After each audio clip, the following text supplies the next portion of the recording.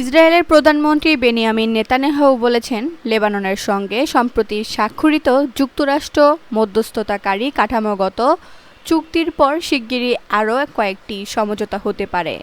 শনিবার এক সংবাদ সম্মেলনে তিনি বলেন, এই চুক্তি মধ্যপ্রাচ্যের পরিস্থিতি বদলে দেওয়ার বৃহত্তর পরিকল্পনার অংশ।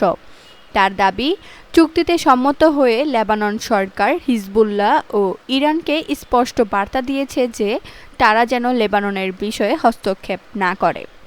নেতানিয়াহু জানান, যুক্তরাষ্ট্র ও লেবানন দক্ষিণ লেবাননে ইসরায়েলের একটি নিরাপত্তা অঞ্চল বজায় রাখার বিষয়টি মেনে নিয়েছে। সেখানে হিজবুল্লাহর সামরিক অবকাঠামোর বিরুদ্ধে অভিযান অব্যাহত থাকবে। তিনি বলেন, এখনও অনেক কাজ বাকি রয়েছে। পাশাপাশি লেবাননের ভূখণ্ড থেকে যে কোনো হুমকির জবাব দিতে ইসরায়েলি সেনাবাহিনীকে পূর্ণ অভিযান পরিচালনার স্বাধীনতা দেওয়া হয়েছে। গত শুক্রবার ওয়াশিংটনে পঞ্চম দফা আলোচনার পর যুক্তরাষ্ট্রের মধ্যস্থতায় এই কাঠামোগত চুক্তি স্বাক্ষরিত হয়। এতে ধাপে ধাপে দক্ষিণ লেবানন থেকে ইসরায়েলে সেনা প্রত্যাহারের পরিকল্পনা রয়েছে।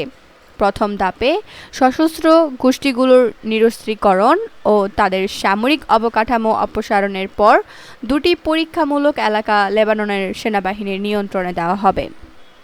তবে লেবাননের প্রধান দুই শিয়া দল হিজবুল্লাহ ও আমাল মুভমেন্ট সহ কয়েকটি রাজনৈতিক দল ও সংসদীয় জোট এই চুক্তি প্রত্যাখ্যান করেছে। তাদের দাবি, চুক্তিটি ভারসাম্যহীন এবং এটি লেবাননের সার্বভৌমত্বের জন্য হুমকি।